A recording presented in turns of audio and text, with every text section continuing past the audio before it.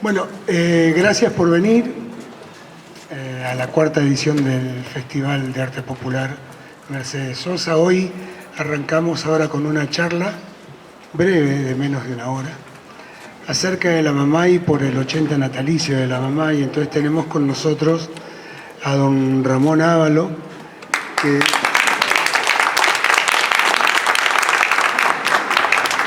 un gran compañero, escritor, periodista, pero un gran compañero de la mamá, y él nos va a hacer algunas referencias de la mamá jovencita en Mendoza. Y en orden vamos a seguir aquí con Nelly Clear, que les pido un aplauso también para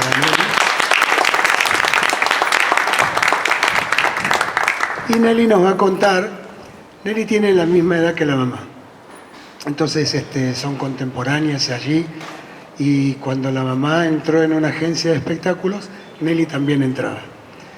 De todos aquellos que trabajaban en aquella agencia de espectáculos, la única que queda es Nelly, así que a Nelly le vamos a pedir que nos cuente de la mamá en los primeros pasitos de profesionalismo, digamos, de tener una agencia de espectáculos, y de las primeras salidas de la mamá a Europa, que es como que fue muy importante también para ella. Y vamos a dejar como el postre a la tía. Yo les pido por favor que me disculpen, para mí es la tía, nosotros le tenemos que decir por una cuestión de protocolo, porque la verdad que ha costado mucho que la verdad que haya un Ministerio de Cultura y tenemos una ministra de Cultura.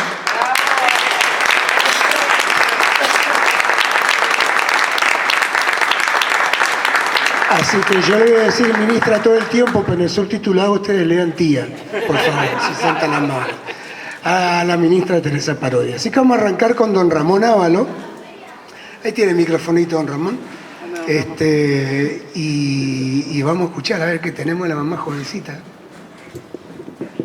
Buenas tardes, gracias por la presencia y los aplausos.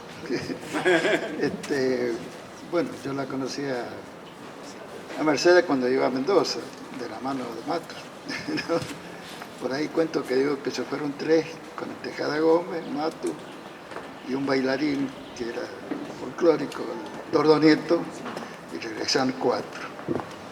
Bueno, voy a hacer un introito. La irrupción de la Libertadora en ese septiembre del 55 para proscribir para siempre al peronismo de Perón no impidió que la bohemia de un grupo de muchachos con visión crítica de la realidad sociopolítica e ideológica se mantuviera en un clima cultural y de creación artística, poesía, plástica, teatro, música, danza, que ya venía de tiempos antes y que se acentuó en la primera era peronista del 44-55. Eran noches de mesa en que el apetito y la sed vínica eran superadas por la pasión del país y el mundo. Nos decíamos, nos duele el país, aún hoy, y nos obligaba a la militancia en el afán de transformarlo. Otros pedazos del mundo se habían estremecido, se habían anegado y se habían ahogado en sangre, y las respuestas y los seguimientos a las letanías de la muerte retumbaban todavía en los millones de rostros quejumbrosos, almas errantes y en penas, carnes supulentas, destinos traumantes, espíritus calcinados, madres sin hijos, hermanos y padres posternados, estampidas de hecatombe, la muerte, la muerte. Místicos y paganos, sin embargo, fueron arrullados por nuevas voces que proclamaban nuevos mitos y enmarcaban en ampulosidades a las nacientes deidades locales, conmoviendo territorios y fronteras más cercanas. El lenguaje de pronto redescubrió los tonos épicos y la gente se sintió llamadas a un destino menos absurdo, tal vez magnífico. Los hijos esta vez no fueron indiferentes, se convirtieron a los nuevos tótems y vagamente intuyeron que el mundo, el que conocían y el de más allá, se transmutaba en afanes de glorificación. La calle, los hogares, los talleres, los clubes sociales y los bares se convirtieron en un solo ámbito para la exaltación, para una nueva aventura con lo casi olvidado en la conciencia ciudadana, la política. Como nunca una expresión institucionalizada, como que era como tal, lo fue el gobierno peronista, pudo resolver la contradicción de las décadas infames con los derechos inalienables de los argentinos, como lo hizo mediante el Estado de Bienestar, uno de los primeros en el mundo, inmediatamente después de la Segunda Guerra Mundial. Fue en el 56, poco después, que un día el Armando me dice: Ramón, mirá cómo estamos en plena vivencia del boom del folclore y cómo los norteños han invadido todo el país con la samba y la chacarera. Y el Armando, con esa imaginación que era exuberante, siguió: nosotros los mendocinos, los cuyanos, no nos podemos quedar atrás. Tenemos que invadirlos a ellos con la cueca y la tonada. Nos vamos con el Matus y el Tordo Nieto. Y también tenés que venir vos. Y yo que le contesto: estás mal del coco. Si yo no sé ni cantar el arroz con leche. Y no fui. La cuestión es que se fueron. Creo que el Armando fue quien un día me mandó una postal de Tucumán y unos saludos. Fue casi al final del 57 que volvieron. Y como digo por ahí, se fueron 3 y volvieron 4. La otra, porque era mujer, era una personita, una mujer muy donosita, y para colmo, esto de colmo lo digo también más adelante, venía como pareja del Matus y también cantaba. Era la Mercedes Sosa, tucumana de apenas unos 30 y pico de años de edad, delgada, hermosa, con rostro bien criollo, melena corta. A este respecto, el de su belleza, recuerdo al Matus, que era un morocho, medio retacón, picado de viruela, es decir, con el rostro lleno de hoyos, mucho más feo que yo, pero solía tener novias hermosas, más lindas de las que nos solían dar pelota a nosotros. La verdad que la envidiábamos, lo envidiábamos. Entonces, en ese 1957, la pareja Mercedes-Oscar se radica en Mendoza. Y pasados un par de años, la hermosa tucumana afirmó con mucha convicción: aquí me hice mujer y cantante o cantora. Es decir, que se hizo artísticamente. Tampoco se puede dejar de reconocer que fue Tejada Gómez uno de sus hacedores en ese hacerse cantora. Ya visualizaba en su entorno provinciano las protuberancias de la pobreza extrema, de la explotación inhumana de los dueños de los cañaverales y de los ingenios. Tenía conciencia de un Tucumán gobernado por patrones de estancias.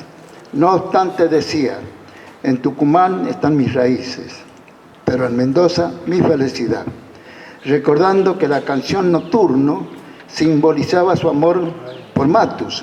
Fue un amor a primera vista, decía. En las guitarreadas que se hacían sin pausas, en las casas de los amigos, como en la mía. Y por eso digo que mi casa, mi hogar, ahí en Pedro Molina, la calle Larga, casi desde hace más de un medio siglo no es una casa histórica, pero tiene historia. Nada menos que porque fue frecuente la presencia de Tejada Gómez, del Matus, Jaime Dávalos, el Nolo Tejón, el Abelardo Vázquez y nosotros los vagos, o sea, el Padín, el Carlito Owen, el Jorge Forné, el Nero Carrasco, el Domingo Politi, el Carlos Alonso, el Enrique Sobi, el Pardo.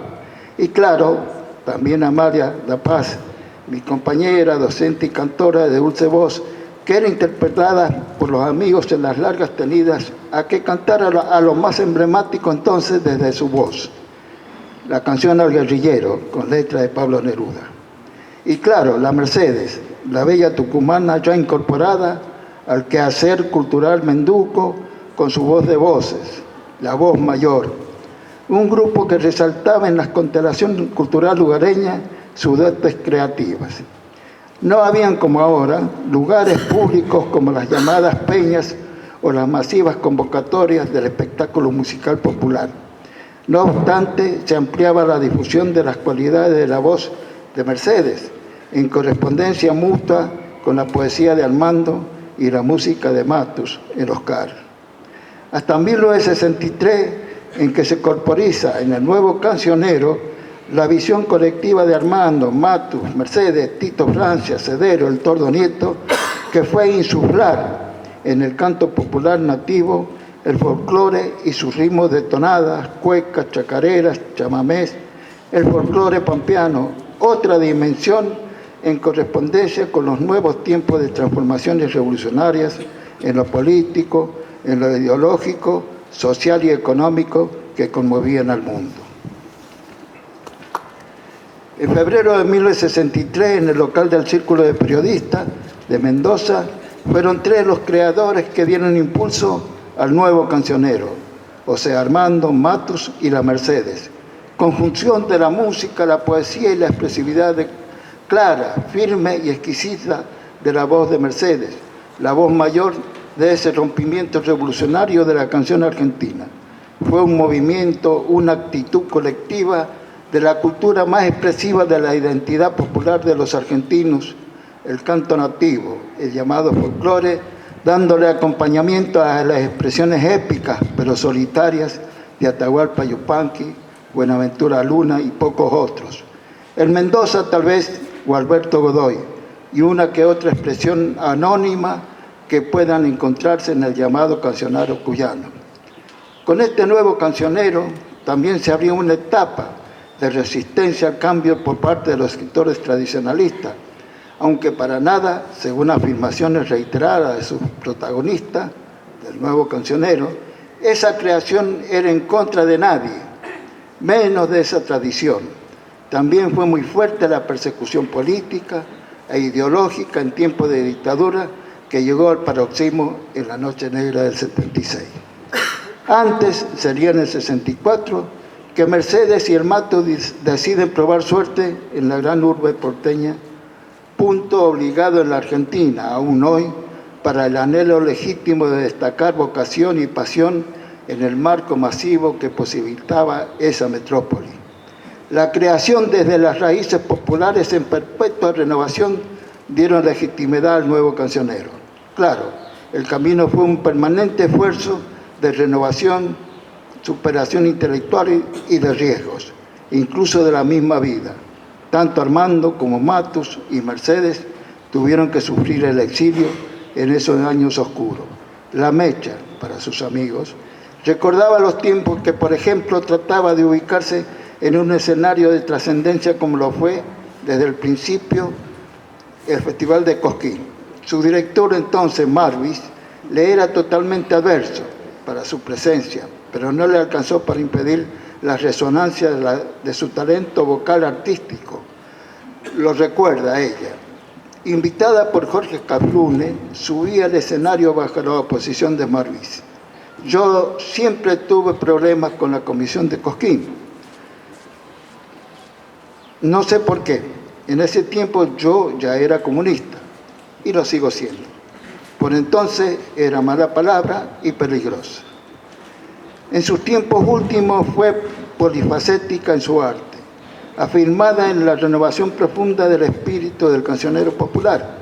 También interpretó tango, rock, nacional, jazz, expresiones que tuvieron el hálito de lo esencial de su conciencia. Repetía: canto para el pueblo, del pueblo que trabaja y es explotado. Canto los signos victoriosos de tantos hombres y mujeres, niños, jóvenes y viejos, que desde sus sacrificios, de sus sufrimientos, se levantan en rebeldía para hacer un mundo mejor. Esa fue Mercedes Sosa, voz y conciencia de lo profundo de lo humano, que desde siempre, desde aquel día que llegó a Mendoza, lo expresó sin timidez ni titubeos, y por ello obtuvo de inmediato la amistad de un pueblo que siempre luchó contra la prepotencia de los poderosos del dinero. Obtuvo la amistad y el respeto de líderes revolucionarios que destacaba a una Mendoza no conservadora. Ellos, Ángel Bustelo, Benito Marianetti, Federico García, de la Vega, fue atón de decenas de militantes populares, políticos y sindicales, y de todo el arco artístico. Por eso Mendoza fue para siempre su territorio, de las resonancias más caras a su memoria, a su arte, a su conciencia proletaria. Gracias.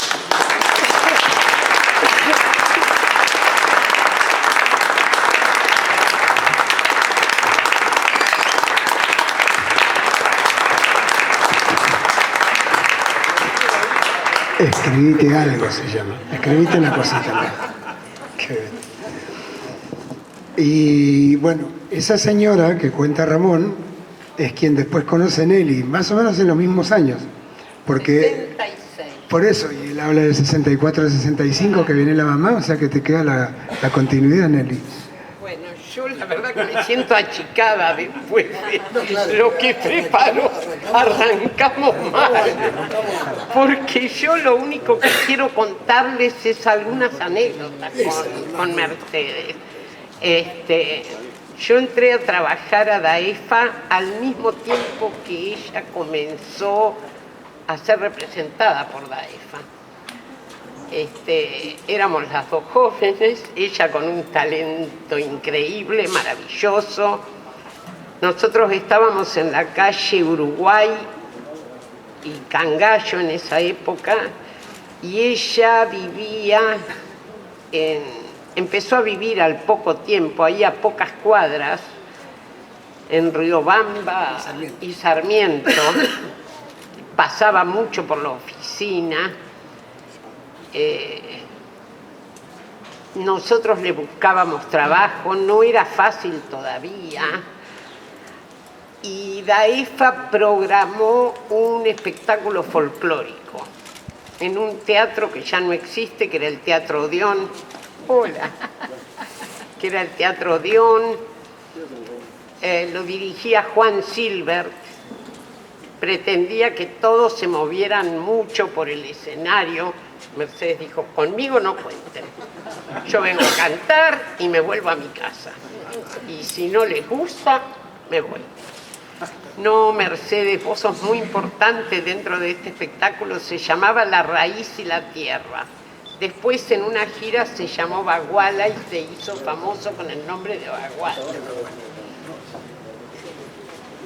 Una anécdota que me acuerdo es que un día, porque yo era un poco más joven que los demás, ahí, entré a trabajar ese año y los demás eran todos hombres, pero para las cosas difíciles me mandaban siempre a mí al frente, los señores. Bernardo Noriega, que era músico, muy buen músico y que era el gerente de la empresa. Estaba Saulo Benavente, que era un escenógrafo ya famoso. Me llama Mercedes y dice, yo hoy no voy a la función. Es un día muy lindo, yo quiero tomar sol y después descansar. Avísenle ahí a la gente que hoy no actuó. Nelly, vaya a convencer a Mercedes. Decía, ¿qué hago yo ahora acá con un artista tan importante, yo que no era nadie? Llegué, me recibió muy bien, encantada porque se iba a pasear por las calles, a tomar aire. Había unos platos en la pileta sin lavar. Yo dije, yo me pongo a lavar los platos, no le digo nada. Me puse a lavar los platos, entró Mercedes a la cocina y me dice, ¿terminaste? Va. Deciles que voy a ir. ¡Ay, qué explotadores! Estaba llena la sala, o sea que hubiera sido un desastre que no fuera. Pocho Masitelli, ahí la empresa estaba dividida en espectáculos nacionales e internacionales. Pocho con otra persona eran los que se ocupaban de espectáculos nacionales. Se peleaba con Mercedes, no eran parejas, se peleaba con Mercedes. Esta artista yo no la atiendo más, decía Pocho, que tenía su carácter. Mercedes decía, a mí me ponen otra persona al lado. Pero se terminaron casando. Ay, no sabía nada de eso. Bueno, Pocho también tenía su carácter, Fabián. Juro que no lo recuerdo, decía Pocho. Juro que no lo recuerdo. Pero Pocho era músico. Sí, claro. Noriega también era músico, entonces podían entenderla. Mercedes lo que tenía era una intuición maravillosa y una generosidad única, porque ella veía a un artista joven y trataba de ayudarlo a formarse, Me acuerdo que en ese espectáculo, en La Raíz y la Tierra, algunas composiciones eran de Cardoso Campo. Cardoso vino, usted Mercedes, acá mis composiciones no van a hacer nada. Le decían, no, vos sos un buen compositor. Era muy joven, Oscar, era un pibe. Pero ahí, en ese espectáculo, el público, en un momento dado, ella cantaba con uno de los trovadores, a dúo. Después cantaba ella sola, después cantaban los trovadores. El público lo recibió muy, muy bien. Ese espectáculo se fue de gira, hizo una larga gira en el medio, porque así es la vida de los artistas, o no te conseguís nada o te contratan tres al mismo tiempo en la misma fecha. O sea que Mercedes tuvo que dejar parte de la gira, la reemplazó Marián Farías Gómez, ya en mitad de la gira por la Unión Soviética, que fueron varios meses. Mercedes había hecho ya Estados Unidos y Portugal. Y después, cuando fueron a la Unión Soviética, ella tuvo que ir a otro lado. Marián la reemplazó muy bien, pero el espectáculo cambiaba un poco de tono. Pero Silver lo fue arreglando para que anduviera todo muy bien. Esa gira terminó, fue muy larga. Después Mercedes siguió trabajando acá, se empezó a llevar tan bien con Pocho que se fueron a vivir juntos, vivieron muchos años juntos, muy bien. Pocho no sé qué instrumento había tocado, era trompetista, ya no tocaba más, pero era el marido ideal para Mercedes. Era fantástico, fue fantástico. Y vos vivías con ellos, ¿cuántos años tenías?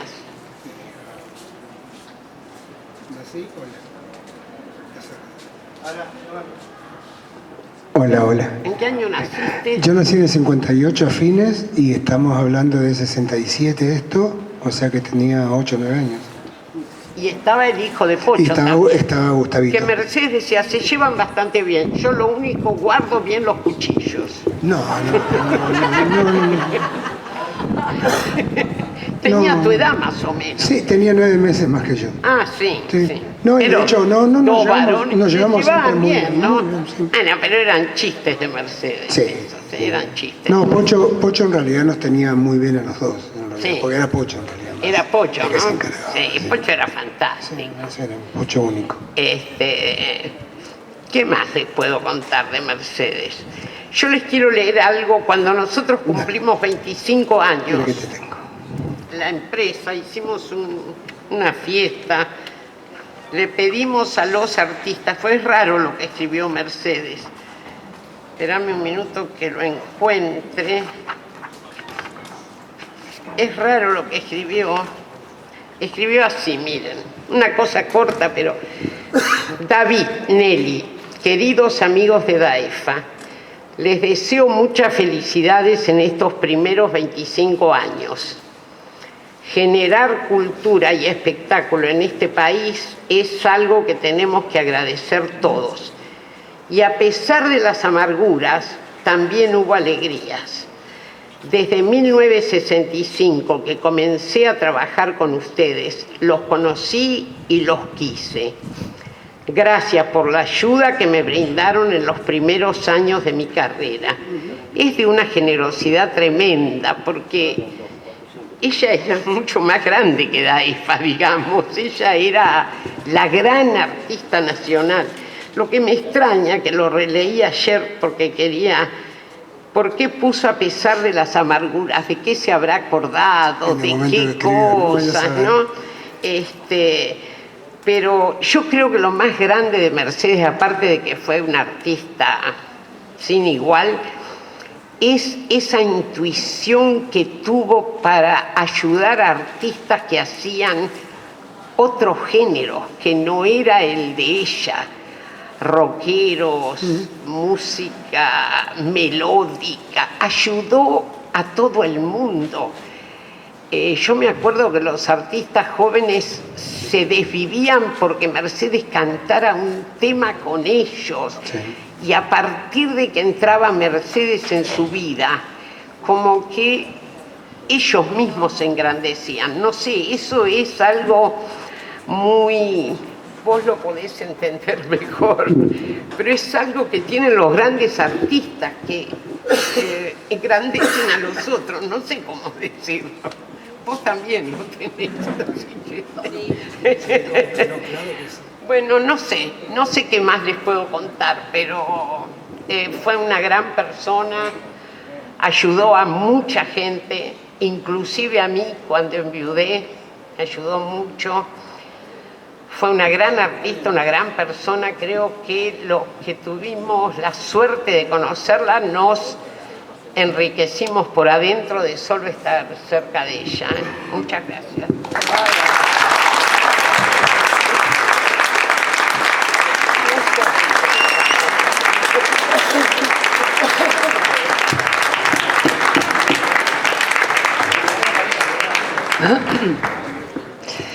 Qué emocionante, ¿no? Pero digo, qué emocionante, además de las palabras de Nelly, de Ramón, Mercedes vista de distintos lugares, pero que estemos reunidos en nombre de Mercedes todos acá. Que Mercedes siga convocándonos desde un lugar único y definitivo en la memoria colectiva de Argentina y de América Latina. Mercedes hizo eso con nosotros. Nos devolvió el país más puro a lo entrañable de quienes somos. Nos devolvió en canciones, en poemas inolvidables que marcaron para siempre la vida de muchos, en melodías exquisitas que supo elegir. Toda Mercedes era amor, un amor colectivo. Mercedes abría los brazos y nos abrazaba a todos. Mercedes se paraba en un escenario y abría los brazos y abrazaba a la patria entera. Porque todos en Mercedes nos reconocíamos argentinos y latinoamericanos.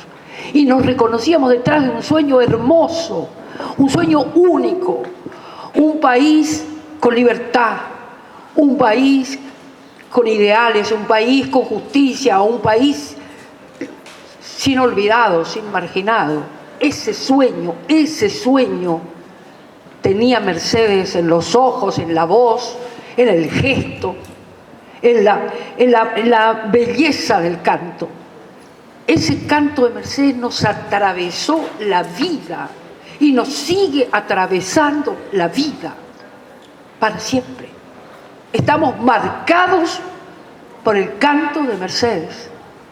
Por eso yo creo, estoy convencida, que es un antes y un después de ella todo, en la cultura profunda de nuestros pueblos, porque estábamos como repartidos en pedacitos, y Mercedes tomó cada uno de esos pedacitos, los besó y los unió, y hizo esta patria en la memoria, esta patria en la memoria de todos. La palabra patria nunca más hermosa que en el canto de Mercedes, nunca más hermosa que en el gesto de Mercedes en el escenario, llamándonos a sentirnos uno, llamándonos a pensar en la justicia, en la dignidad, llamándonos a la memoria, porque sin la memoria tampoco es posible construir nada hacia adelante.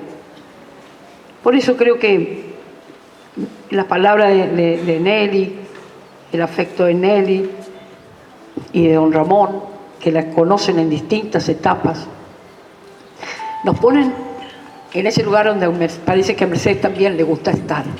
Le gusta que sepamos de ella desde lo familiar. Mercedes te abría la puerta del escenario como si fuera la puerta de su casa. Y compartía con todos con una alegría enorme y te daba un lugar, lo sé, lo sabemos todos, de verdad, Nelly. Mercedes nos llevó a todos, cantó nuestras canciones, nos abrió puertas. Pero que ella tenía además la gran intuición, que es lo que siempre digamos, hizo de Mercedes lo que es, esa intuición tremenda del artista genuino, el artista que nace del pueblo, que no lo inventó nadie, no hubo ninguna compañía, ningún marketing que haya inventado a Mercedes Sosa. Mercedes Sosa era verdaderamente emergía de este pueblo maravilloso que es el nuestro, de una de las regiones culturales más fuertes de este país, con una voz genuina, un canto único, irrepetible en la memoria de América. Y entonces, nada más y nada menos que se junta con Armando. Y entran a inventar entre los dos y con Matus ese camino luminoso que fue el movimiento no ocasionero, que iluminó generaciones, que sigue teniendo vigencia. Sigue teniendo vigencia, cada una de esas palabras siguen teniendo vigencia y son el manifiesto cultural de nuestra patria, más genuino y más cierto.